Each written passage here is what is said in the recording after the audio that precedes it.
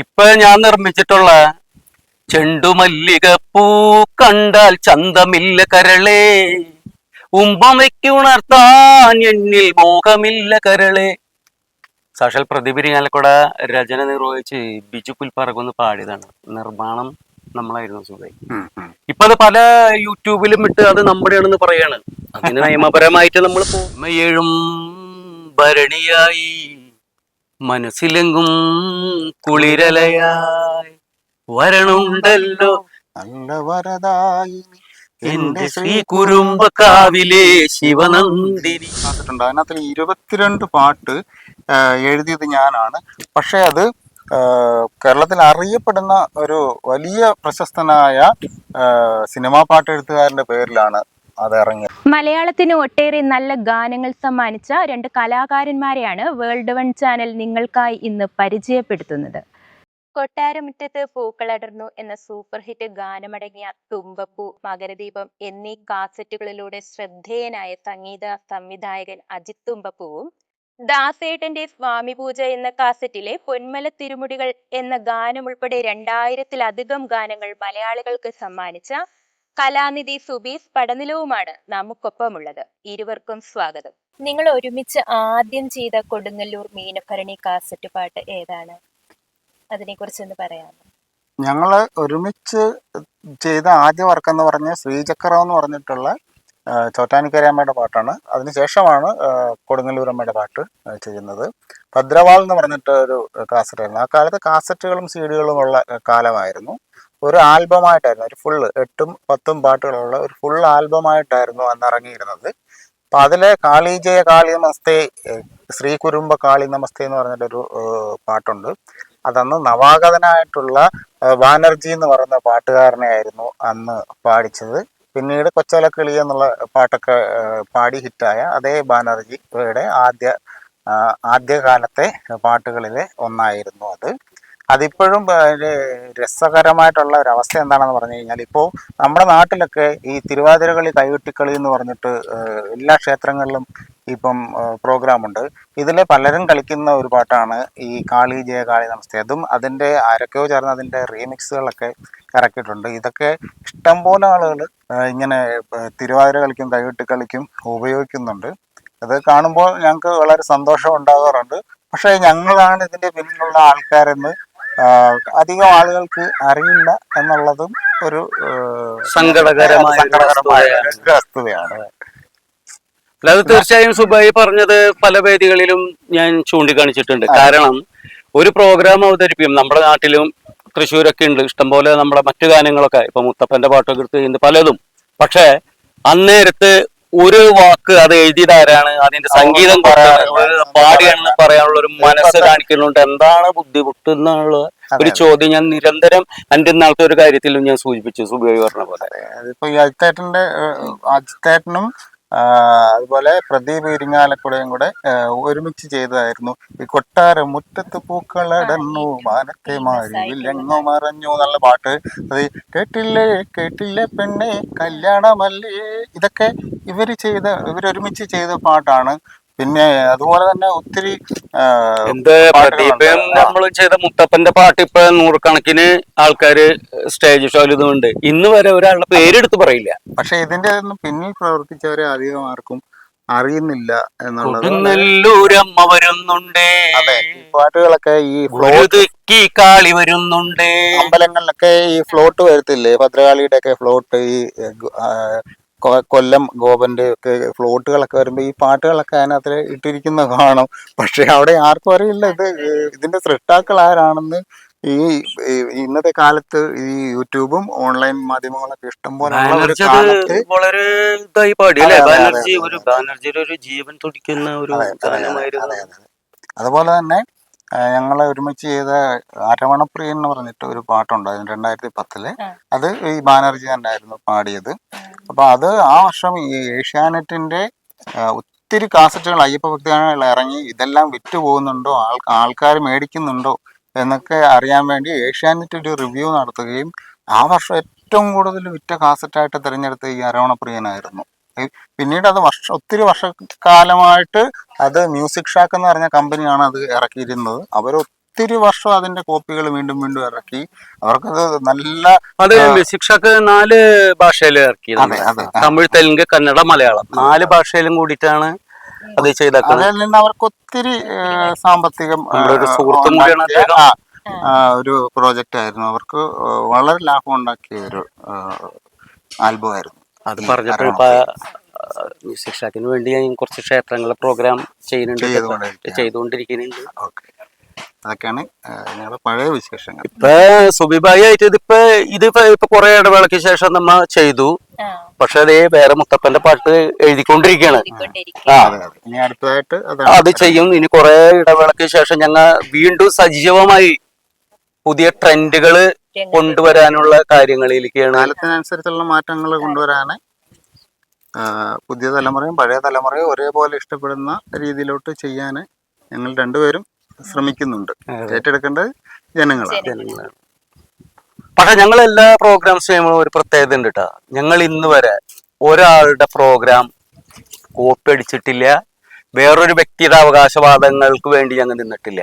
നമ്മ ചെയ്യുന്ന programme first time നമ്മുടെ ആയിരിക്കും. അല്ലാതെ മറ്റുള്ള ഒരാളുടെ പ്രയത്നത്തിന് ചെയ്ത് കോപ്പി അടിക്കാനോ മറ്റു കാര്യങ്ങൾക്കൊന്നും ഞങ്ങൾ ഇതുവരെ പോയിട്ടുമില്ല, ഇനി പോകത്തുമില്ല. ഇവര് പറഞ്ഞതിന്റെ കാര്യം എന്താണെന്നറിയോ? ഇവര് ചെയ്ത പല പാട്ടുകളും പിന്നീട് ആൾക്കാർ അതേ ട്യൂണ് ഉപയോഗിക്കുകയും അതൊക്കെ നാടൻ പാട്ടാണെന്നുള്ള ഒരു രീതിയിലോട്ട് ആൾക്കാർ കരുതുകയും ചെയ്തു പോയി. അത് വളരെ സങ്കടകരമായിട്ടുള്ള കാര്യങ്ങളല്ലേ. നമ്മൾ വളരെ ദൈവികമായിട്ടുള്ള ഒരു കാര്യമല്ലേ ക്രിയേഷൻ എന്ന് പറയുന്നത്. അത് നമ്മൾ ക്രിയേറ്റ് ചെയ്ത് കൊണ്ടുവരുമ്പോൾ അത് ആരുടെയെങ്കിലും ഒക്കെ പേരിലായി പോയി കഴിഞ്ഞാൽ അത് നമുക്കൊന്നും ചെയ്യാൻ പറ്റില്ല. അത് കണ്ടുകൊണ്ട് നിൽക്കാവുന്നല്ല, അത് മറ്റൊന്നും ചെയ്യാൻ ഇല്ല. അതൊക്കെയാണ് ഒരു പ്രശ്നം. കേരളത്തിലെ ഏറ്റവും വലിയ ഉത്സവങ്ങളിൽ ഒന്നാണ് നമ്മുടെ കൊടുങ്ങല്ലൂർ മീനഭരണി. കാസറ്റ് കാലം മുതൽ നിങ്ങൾ രണ്ടുപേരും ചേർന്നിട്ട് ഒരുപാട് ഗാനങ്ങൾ ഇറക്കിയിട്ടുണ്ട്. ഇത്തവണത്തെ കൊടുങ്ങല്ലൂർ മീനഭരണിക്ക് നിങ്ങൾ എന്താണ് ജനങ്ങൾക്കായിട്ട് കൊടുക്കുന്നത്? ഒരു 7 വർഷത്തെ ഇടവേളയ്ക്ക് ശേഷമാണ് ഞാനും സുബിബായും തമ്മിൽ കൊടുങ്ങല്ലൂർ ഭരണി ചെയ്യുന്നത്. ജയ് കാളി എന്നാണ് പ്രോഗ്രാമിൻ്റെ പേര്. നല്ല വരികൾ. പെരുമയേഴും ഭരണിയായി മനസ്സിലെങ്കും കുളിരലയായി വരണുണ്ടല്ലോ നല്ല വരദായി എന്റെ ശ്രീ കുരുമ്പക്കാവിലെ ശിവനന്ദിനി. ഇങ്ങനെയാണ് പുതിയ പാട്ട് തുടങ്ങുന്നത്. പിന്നെ നിങ്ങൾക്ക് വേണ്ടി അത് റിലീസ് ആവുകയാണല്ലോ, അപ്പോൾ നിങ്ങൾക്കത് ഏറ്റെടുക്കാം, പാടാം. നമ്മുടെ എല്ലാ പാട്ടുകളും സ്വീകരിച്ച പോലെ അതെ ഈ ഗാനവും നിങ്ങൾ സ്വീകരിച്ച് അനുഗ്രഹിക്കണം. അതെ അതെ എല്ലാ എന്താ പറയാ, എല്ലാവരോടും വൻ വിജയമാക്കി തരണമെന്ന് പറയണ് നിങ്ങളോട് അപേക്ഷിക്കുകയാണ്. എത്ര വർഷക്കാലമായിട്ട് ഈ മേഖലയിൽ പ്രവർത്തിക്കുന്നുണ്ട്? 1998 ആദ്യമായി ഞാൻ നിർമ്മിച്ചുകൊണ്ടാണ് ഈ രംഗത്ത് വന്നത്. അത് നമ്മുടെ സുഹൃത്തുക്കൾക്ക് വേണ്ടിയിട്ട് ചെയ്ത ഒരു പ്രോഗ്രാമായിരുന്നു. അത് എൻ്റെ ഒരു ജീവിതത്തിൻ്റെ ഭാഗമായി മാറുന്ന ഒരിക്കലും ചിന്തിച്ചിരുന്നില്ല. ഇപ്പം 27 വർഷകാലമായിട്ട് സജീവമായിട്ട് ഞാൻ ഈ രംഗത്തുണ്ട്.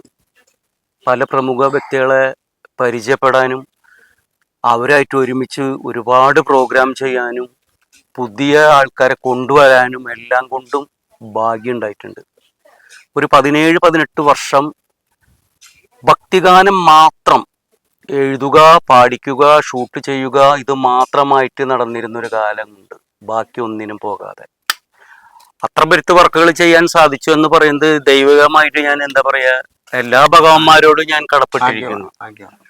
ഇന്നും ചെയ്തുകൊണ്ടിരിക്കുന്നത് അത് തന്നെ. ഇനി ആയുഷ്കാലം മുഴുവനും ഇതന്നെ ചെയ്ത് മരിക്കണം എന്നാണ് എൻ്റെ ആഗ്രഹം. എത്ര വർഷമായി? വളരെ ചെറുപ്പം മുതൽ എഴുതുമായിരുന്നു. അതായത് ഒരു 8ാം ക്ലാസ്സിൽ പഠിക്കുന്ന അല്ലെങ്കിൽ 8-ൽ 7-ലൊക്കെ പഠിക്കുന്ന കാലത്തോട്ട് എഴുതി തുടങ്ങി. എന്നാലൊരു പ്രൊഫഷനായിട്ട് അതിനെ കണ്ടത് 22 വർഷമായി. ആദ്യം ഞാൻ മുതുകാട്ടുകര, നൂർനാട് ഉള്ള മുതുകാട്ടുകര ക്ഷേത്രത്തിലെ വർക്കാണ് ആദ്യമായിട്ട് ചെയ്തത്. അത് അമ്മ എന്ന് പറഞ്ഞിട്ട് ഭക്തിഗാനമായിരുന്നു. അതിനു മുമ്പ് ഞാൻ ഒരു ഡോക്യുമെൻ്ററി ചെയ്തിട്ടുണ്ടായിരുന്നു.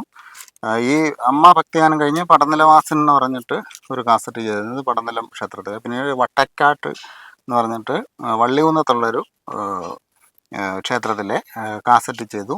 ആ സമയത്താണ് ഇപ്പോൾ ഈ നമ്മൾ എഴുതുന്ന പാട്ടുകൾ പെട്ടെന്ന് ഈ സംഗീത സംവിധായകർക്ക് പെട്ടെന്ന് കമ്പോസ് ചെയ്യാൻ പറ്റുന്നുണ്ട് എന്നൊക്കെ അവർ പറഞ്ഞ വളരെ ലളിതമായ വരികളാണ്. നിങ്ങൾ ഈ മേഖലയിലോട്ട് കൂടുതലായിട്ട് ഇറങ്ങാൻ ഒരു സംഗീത സംവിധായകർ പറഞ്ഞു. അങ്ങനെയാണ് ആ സമയത്താണ് അച്ചേട്ടന് വേണ്ടി അന്ന് എഴുതിക്കൊണ്ടിരുന്നത് സിജു തുറവൂർ എന്ന് പറഞ്ഞിട്ടുള്ള എഴുത്തുകാരനായിരുന്നു. അപ്പോൾ അദ്ദേഹം സിനിമാ മേഖലയിലോട്ട് കയറുകയും അപ്പോൾ ഇദ്ദേഹത്തിൻ്റെ കൂടെ എഴുതാൻ എഴുത്തുകാരില്ലാതെ വരുന്ന ആ ഒരു സമയത്താണ് ഞാൻ അച്ചേട്ടൻ്റെ കൂടെ കൂടുകയും ശ്രീചക്രം എന്ന് പറഞ്ഞിട്ട് ചോറ്റാനിക്കരയമ്മയുടെ ഒരു വർക്കിലാണ് ഞങ്ങൾ ആദ്യമായിട്ട് എഴുതുന്നത്. അത് പിന്നെ അവതാരമായി എന്ന് പറഞ്ഞിട്ട് ഒരു പാട്ടുണ്ട്. അത് മഞ്ചരി പാടിയ പാട്ടായിരുന്നു. മഞ്ചരിയും രാകേഷ് ബ്രഹ്മാനന്ദനും ഒക്കെ പാടിയ ഒരു പാട്ടായിരുന്നു. അത് എനിക്ക് തോന്നുന്നു ഇപ്പൊ മനോരമ മ്യൂസിക്കിന്റെ ചാനലിൽ അത് ഉണ്ട്. അതിന്റെ വീഡിയോ ആൽബത്തിൽ അഭിനയിച്ചാക്കുന്നറിയില്ലേ ഇപ്പോഴത്തെ പ്രസിദ്ധമായ നമിത പ്രമോദാണ്. നമിത പ്രമോദിന്റെ ആദ്യത്തെ നമ്മളുടെ വർക്കുകൾ അഭിനയിച്ച ആൾക്കാരെ പറ്റിയൊന്നും ഇതുവരെ പറഞ്ഞിട്ടില്ല. പറഞ്ഞാൽ അത് അത്രയ്ക്കുള്ള പ്രോഗ്രാമായി മാറും. അങ്ങനെ കുറെ ആൾക്കാര് ഇത്തരത്തിന്റെ വർക്കിലൂടെ നമ്മുടെ ദാസേട്ടന് വേണ്ടിട്ട് ചെയ്തിട്ടില്ലേ? ദാസേട്ടന് വേണ്ടി തരംഗണിക്ക് വേണ്ടി എഴുതാനെ ഭാഗ്യം ഉണ്ടായിരുന്നു. സ്വാമി പൂജ എന്ന് പറഞ്ഞിട്ടുള്ള കാസറ്റ് തരംഗിണിയുടെ അയ്യപ്പ ഭക്തിഗാനം എല്ലാ ശബരിമല സീസണിലും ഒരു കാസറ്റ് ഇറക്കുമല്ലോ. അപ്പം അതിനകത്തിൽ എഴുതാൻ ഭാഗ്യം ഉണ്ടായിട്ടുണ്ട്. സ്റ്റേറ്റ് ലെവലിൽ 2 പ്രൈസ്, കലാനിധി എന്ന് പറഞ്ഞിട്ടൊരു പുരസ്കാരവും, പിന്നെ വയലാർ രാമവർമ്മയുടെ പേരിലുള്ള കാവ്യാഞ്ജലി എന്ന് പറഞ്ഞൊരു പുരസ്കാരം, പിന്നെ 2 തവണ ഞാൻ എഴുതിയ പാട്ടിന് സ്റ്റേറ്റ് ലെവലിൽ സ്കൂൾ യുവജനോത്സവത്തിന് ഈ പിന്നെ ലളിതഗാനം പാടത്തില്ലേ കുട്ടികൾ, അതിന് 2 തവണ എൻ്റെ പാട്ടിനായിരുന്നു ഫസ്റ്റ് കിട്ടിയത് സ്റ്റേറ്റിലെ. അങ്ങനെ പിന്നെ ഒരു 10-70 അടുപ്പിച്ചുള്ള ചെറിയ ചെറിയ ആദരവുകളും ചെറിയ പുരസ്കാരങ്ങളും ഒക്കെ കിട്ടിയിട്ടുണ്ട്. അങ്ങനെ സജീവമായിട്ട് ഇത് തന്നെ ഒരു ജോലിയായിട്ട് തന്നെ കരുതി പോകുന്നു. അപ്പോൾ ഒരു 22 വർഷമായിട്ട് ഈ അച്ചേട്ടൻ പറഞ്ഞ പോലെ തന്നെ ഇത് നമ്മുടെ തൊഴിൽ എന്ന് പറയുമ്പോൾ അതിന് വെറും ഒരു തൊഴിലായിട്ടല്ല, ദൈവികമായിട്ടുള്ളൊരു കലയാണല്ലോ അത്. ഈ പാട്ടെഴുത്തായാലും സംഗീത സംവിധാനമായാലും ഒരു ക്രിയേഷൻ എന്ന് പറയുന്നത് ദൈവികമായിട്ടുള്ള ഒരു കല. എല്ലാവരെ കൊണ്ട് അത് എല്ലാവരെ കൊണ്ട് ചെയ്യാൻ പറ്റും. പക്ഷെ ആ മേഖല കൊണ്ട് ജീവിക്കാൻ പറ്റുക എന്ന് പറയുന്നതാണ് അതിൻ്റെ ഏറ്റവും വലിയ ഭാഗ്യം ആയിട്ട് നമ്മൾ മനസ്സിലാക്കേണ്ടത്. സംഗീത മേഖലയിലെ ഏറ്റവും മറക്കാനാവാത്ത ഒരു അനുഭവം വേൾഡ് വൺ പ്രേക്ഷകരോട് പറയാമോ? തീർച്ചയായും. എനിക്ക് ഒരുപാട് കാര്യങ്ങൾ സുബിബായി നമ്മുടെ ചാനലിനോടും പറയാണ്ട് ജനങ്ങളോടും പറയാണ്ട്. ഒരുപാട് ഞാൻ കഷ്ടപ്പെട്ടിട്ടുള്ള എല്ലാ പ്രോഗ്രാമിൻ്റെയും കോപ്പി അടിക്കുന്ന ഒരു ഹരമായിക്കൊണ്ടിരിക്കുന്ന മേഖലയാണിത്. എൻ്റെ തുമ്പപ്പൂവായാലും മകരദീപത്തിൻ്റെ ട്രാക്കായാലും എല്ലാം. ഇപ്പൊ ഞാൻ നിർമ്മിച്ചിട്ടുള്ള ചെണ്ടുമല്ലികപ്പൂ കണ്ടാൽ ചന്തമില്ല കരളേ, ഉമ്പമയ്ക്കുണർത്താൻ എന്നിൽ മോഹമില്ല കരളേ, സാക്ഷാൽ പ്രതിപിരിങ്ങാലക്കുട രചന നിർവഹിച്ച് ബിജു പുൽപ്പറകൊന്ന് പാടിയതാണ്. നിർമ്മാണം നമ്മളായിരുന്നു സുഖമായി. ഇപ്പൊ അത് പല യൂട്യൂബിലും ഇട്ട് അത് നമ്മുടെയാണെന്ന് പറയാണ്. അതിന് നിയമപരമായിട്ട് നമ്മൾ പോകുന്നുണ്ട്. പക്ഷേ അതുപോലെയുള്ള എൻ്റെ കുറെ അനുഭവങ്ങളുണ്ട്. എനിക്ക് കുറെ അനുഭവങ്ങൾ ഒരുപക്ഷെ കേരളത്തിൽ ഇത്രയും പിന്നെ മോശം അനുഭവങ്ങൾ ഉണ്ടായ ഒരു കലാകാരൻ വേറെ ഉണ്ടോ എന്ന് എനിക്ക് സംശയമാണ്. കാരണം എൻ്റെ ഒരു 50-ലധികം പാട്ടുകൾ വേറെ ആൾക്കാരുടെ പേരിലൊക്കെയാണ് കിടക്കുന്നത്. ഇവരാരാണെന്ന് പോലും എനിക്കറിയില്ല. നേരത്തെ സൂചിപ്പിച്ചല്ലോ അല്ലേ? അതെ അതെ അതെ. ഇപ്പം ഞാനും എഴുത്തറിനോട് ചെയ്ത കാശിനാഥൻ എന്ന് പറഞ്ഞൊരു സൂപ്പർ ഹിറ്റ് ആയിട്ടുള്ള ഒരു ആൽബം ഉണ്ട്. അത് 10 പാട്ട് ഉണ്ട്. അത് എഴുതിയത് ഞാനാണ്. അപ്പൊ ഇപ്പൊ അത് പിന്നെ യൂട്യൂബിലൊക്കെ കിടക്കുന്നത് മനു എന്നുള്ള പേരിലാണ്. ഇത് ഏതാണ് മനു എന്ന് ആർക്കറിയാം? എൻ്റെ പേര് അതിനകത്തിലില്ല. അതുപോലെ തന്നെ ശ്രീചക്രം എന്ന് പറഞ്ഞിട്ട് ആൽബം ഞാൻ മുമ്പ് പറഞ്ഞല്ലോ. ഈ ആദ്യമായിട്ട് ഞങ്ങൾ ഒരുമിച്ച വർക്കാണ് അത്. പിന്നെ മഞ്ചരിയൊക്കെ പാടിയ അവതാരമായെന്നുള്ള അത് ലക്ഷക്കണക്കിന്, എനിക്ക് തോന്നുന്നു അതൊരു 40 ലക്ഷം ആൾക്കാരോളം അതിന്റെ വ്യൂവേഴ്സ് ആയിട്ട് മനോരമ മ്യൂസിക്കിലാണ് അത് കിടക്കുന്നത്. അത് സിജു തുറവൂറിന്റെ പേരിലാണ് ആ പിന്നെ പാട്ട് കിടക്കുന്നത് കുറേ വർഷങ്ങളായിട്ട്. കഴിഞ്ഞ വർഷം പിന്നെ ഞാൻ ഇത് മനസ്സിലാക്കിയിട്ട് എൻ്റെ കൂട്ടുകാർ മനോരമ മ്യൂസിക്കുമായിട്ട് ബന്ധമുള്ള ഒരാളുണ്ട്, അദ്ദേഹത്തിനോട് സംസാരിച്ചിട്ട് ഞാനത് പിന്നീടാണ് അത് മാറ്റിച്ചത്. ഇത്രയും അപ്പോൾ ഈ 10-45 ലക്ഷം ആൾക്കാർ ഇത് വിചാരിച്ചിരുന്നത് ഇത് സിജു തുറവൂറിൻ്റെ പാട്ടാണ്. സിജുവിനെ എനിക്ക് കുറ്റം പറയാൻ പറ്റത്തില്ല, അയാൾ അറിഞ്ഞു പോലും കാണത്തില്ല. ഈ തമ്പനയിൽ ചെയ്ത ആൾക്കാർക്ക് ഉണ്ടായ മിസ്റ്റേക്ക് ആയിരിക്കാം, അല്ലെങ്കിൽ ഇത് പോസ്റ്റ് ചെയ്ത അവിടെ ഇരുന്ന ആൾക്കാർക്ക് ഉണ്ടായ മിസ്റ്റേക്ക് ആയിരിക്കാം. അപ്പൊ എന്തായാലും അതിന്റെ ഡിസ്ക്രിപ്ഷനിൽ ഞാൻ സുബീസ് എന്ന് മാറ്റിയിട്ടുണ്ട്. പക്ഷെ ഇപ്പോഴും തമ്പനയിലും പ്രോഗ്രാമിലും സിജു തുറവൂർ എന്നാണ് കിടക്കുന്നത്. പക്ഷെ പാട്ട് എന്റെയാണ്. ഇങ്ങനെ ഒത്തിരി അനുഭവങ്ങൾ. താങ്കൾ ഇത് പറഞ്ഞപ്പോഴാണ് ഞാൻ മണിച്ചേട്ടന് വേണ്ടി ഒരു കൊടുങ്ങല്ലൂർ ഭരണി ചെയ്തിട്ടുണ്ട്. അക്കളം മുന്നിൽ ഇക്കളം മുന്നിൽ തട്ടകത്തമ്പിക ആടുന്നേ ആടുന്നേ കളി നമ്മുടെയാണ്. അത് മാരി സതീഷ് ബാബുനെ ഞാൻ കഴിഞ്ഞ മാസം ഞാൻ വിളിച്ചു. എന്റെ പേര് അതിലില്ല. അപ്പോൾ അത് മില്ലേനിയത്തിലാണ് അജിത്തെ ഞാൻ അത് മാറ്റാനുള്ള സംവിധാനം ചെയ്യുന്നത്. അപ്പൊ അതായത് നമ്മൾ പ്രയത്നിച്ച് മണിച്ചാറിന്റെ അടുത്ത് പോയി ഒരു സ്റ്റുഡിയോയിൽ പോയി കഷ്ടപ്പെട്ട് നമ്മൾ ചെയ്യുന്നത് നമ്മളുടെ പേരിൽ അറിയപ്പെടുന്നില്ല. പിന്നെ എനിക്ക് ഒത്തിരി അനുഭവം ഇതായിട്ട് ഉണ്ടായിട്ടുണ്ട്. ഞാൻ അന്ന് ഈ കാസറ്റുകളിലാണല്ലോ കൂടുതലും വർക്ക് ചെയ്തിട്ടുള്ളത്. ഞാൻ ഇറങ്ങുന്ന ഞങ്ങളൊക്കെ ഉള്ള വർക്ക് ചെയ്ത് തുടങ്ങിയ പിന്നെ ഏകദേശം അടുത്ത കാലത്ത് വരെ കാസറ്റുകളായിരുന്നല്ലോ വിപണിയിൽ ഇറങ്ങുന്നത്. വള്ളി കാസറ്റും പിന്നീട് അത് CD ആയി. അപ്പോൾ ഞാൻ ചെയ്ത നിറമാല എന്ന് പറഞ്ഞൊരു കാസറ്റ് ഉണ്ട്. അതിനകത്തിൽ 22 പാട്ട് എഴുതിയത് ഞാനാണ്. പക്ഷെ അത് കേരളത്തിൽ അറിയപ്പെടുന്ന ഒരു വലിയ പ്രശസ്തനായ സിനിമാ പാട്ട് എഴുത്തുകാരന്റെ പേരിലാണ് അത് ഇറങ്ങിയത്. അല്ല, അത് ഞാനല്ല കോർഡിനേറ്റ് ചെയ്ത നിറമാല. അതെ, പാലക്കാടുള്ള ശശിയാണല്ലോ കിടക്കുന്നത്. അതെ അതെ. പിന്നീട് അത് ഞാൻ ഈ പറഞ്ഞ പോലെ അതിന്റെ കാസറ്റ് ഇറങ്ങിയിരിക്കുന്നത് ഈ അദ്ദേഹത്തിന്റെ പേര്. അദ്ദേഹവും ഞാനുമായിട്ട് നല്ല ഒരു സുഹൃത്ത് ബന്ധം ഉള്ളത് കൊണ്ട് മാത്രം ഞാൻ അദ്ദേഹത്തിന്റെ പേര് ഇവിടെ പറയാത്തതാ. ഇറങ്ങുമ്പോൾ അത് അദ്ദേഹത്തിന്റെ പേര് പറഞ്ഞാൽ ചിലപ്പോൾ ആൾക്കാർ വിചാരിക്കും നിന്റെ പാട്ട് വേണോ അദ്ദേഹത്തിന് പ്രശസ്തിക്കെന്ന്. പക്ഷേ ഈ അദ്ദേഹത്തിന്റെ ഇത്രയും ആൾക്കാർ അത് കാണുന്നത് അദ്ദേഹത്തിന്റെ പാട്ടായിട്ടല്ലേ. അപ്പൊ നമ്മളെ അവിടെ ആരും അറിയുന്നില്ല. അത് ഒരു വലിയ സങ്കടകരമായിട്ടുള്ള കാര്യമാണ്. നമ്മുടെ കൊച്ചിന്റെ അച്ഛൻ വേറൊരാളാണെന്ന് പറഞ്ഞു കഴിഞ്ഞാൽ എങ്ങനെ ഇരിക്കും? അതേപോലെ ഉള്ളൊരു സങ്കടകരമായിട്ടുള്ള കാര്യമാണ്. വേൾഡ് വൺ പ്രേക്ഷകരോട് എന്താണ് പറയാനുള്ളത്? ഏറ്റവും രസകരമായ ഒരു കാര്യവും എന്താന്ന് വെച്ചാൽ സുബൈ എന്റെ ആദ്യത്തെ ഒരു ഇന്റർവ്യൂ ആണ്. കാരണം അതിനു വേണ്ടി പരിശ്രമിച്ചിട്ടില്ല, ശ്രമം നടത്തിയിട്ടില്ല, അല്ലെങ്കിൽ വന്നതിലെന്നൊക്കെ ഞാൻ ഒഴിഞ്ഞു മാറാനുണ്ട്. പക്ഷെ സുബിബായി നിർബന്ധപൂർവ്വം എന്നെ വിളിച്ചിട്ട് പറഞ്ഞു നമ്മൾക്ക് പറയാനുള്ള കുറച്ച് കാര്യങ്ങളും നമ്മൾ കൂടിച്ചേർന്നതിന്റെ കുറെ കാര്യങ്ങളും ഭരണി സംബന്ധമായതൊക്കെ ഒന്ന് നമ്മുടെ വേണ്ടപ്പെട്ട ആൾക്കാരോടൊന്ന് പങ്കുവെക്കണം. കാരണം ഇന്ന് സംഗീത മേഖലയിൽ ഇത്രയും വർഷം ഒരുമിച്ച് നിൽക്കാൻ പറ്റുക എന്ന് പറയുന്നത് കാരണം തമ്മിലടിയും തൊഴുത്തിൽ കുത്തുമൊക്കെ മേഖലയാണ്. അപ്പൊ ഇത്രയും വർഷം ഒരുമിച്ച് വർക്ക് ചെയ്യുക, ഈ ഇത്രയും വർഷത്തിന് ശേഷം വീണ്ടും എന്നെ തന്നെ കഴിഞ്ഞ വർഷം എന്നെ പാട്ട് എഴുതാനായിട്ട് വിളിച്ചു, കൊടുങ്ങല്ലൂർ പാട്ട് എഴുതാനായിട്ട്. അപ്പൊ എനിക്ക് സത്യം പറഞ്ഞ ശാരീരികമായിട്ട് എനിക്ക് BP യുടെ ഒക്കെ ചില പ്രശ്നങ്ങൾ നിൽക്കുകയായിരുന്നു. അപ്പൊ ഞാൻ പറഞ്ഞു ഞാൻ എഴുതുന്നില്ല എന്ന് പറഞ്ഞു. അതുകൊണ്ട് ഞാൻ ചെയ്തില്ല. ഈ വർഷം വീണ്ടും എന്നെ വിളിച്ചപ്പോഴും ഞാൻ പറഞ്ഞു സത്യം പറഞ്ഞാല് ഈ സംഗീത മേഖലയിൽ നിന്ന് കിട്ടുന്ന ചില മോശം ഇടപാടുകൾ അല്ലെ റിയാക്ഷനുകൾ കാരണം ഞാൻ ഈ 100 കോടി അമ്മ എന്ന് പറഞ്ഞിട്ട് ആൽബം ചെയ്ത് അതിനുശേഷം ഞാൻ ഈ പ്രോഗ്രാം ഇനി പാട്ട് എഴുതുന്നില്ല എന്നുള്ള ഒരു തീരുമാനത്തിലായിരുന്നു കഴിഞ്ഞ ഒരു വർഷമായിട്ട്. അപ്പൊ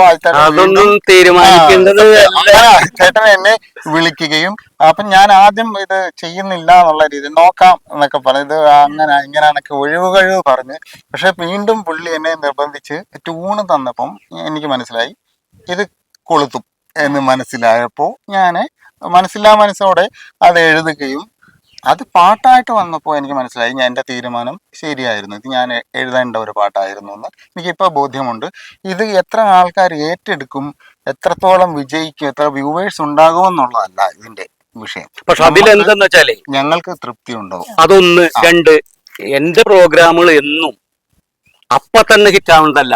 പക്ഷെ കുറച്ച് നാള് കഴിഞ്ഞാൽ ജനഹൃദയങ്ങളിൽ സീറ്റ് വാങ്ങുന്ന പാട്ടുകളാണ് എല്ലാതും വന്നാക്കുന്നത്. ഇതിന്റെ ക്രിയേറ്റർമാരെന്ന നിലയിൽ ഞങ്ങൾ ഈ പാട്ടില് തൃപ്തരാണ്. പിന്നെ ജനങ്ങളും തൃപ്തരായി കഴിഞ്ഞാൽ ഞങ്ങൾക്ക് അതായിരിക്കും ഏറ്റവും സന്തോഷം. വേൾഡ് വൺ ചാനലിന് വേണ്ടി ഇങ്ങനെ ഒരു ഇന്റർവ്യൂ ഞങ്ങൾക്ക് തരപ്പെടുത്തി തന്ന ഇതിന്റെ എല്ലാ കോർഡിനേറ്റർമാർക്കും, ഇതിന്റെ ഡയറക്ടർ രഞ്ജിത്ത്, അങ്ങനെ എല്ലാവർക്കും, അതുപോലെ ഞങ്ങളെ ഇതുവരെ ഇന്റർവ്യൂ ചെയ്ത സുകന്യ മോൾക്കും ഇത് കാണുന്ന എല്ലാ പ്രേക്ഷകർക്കും ഞങ്ങളുടെ ഒരുപാട് നന്ദിയും ആശംസകളും.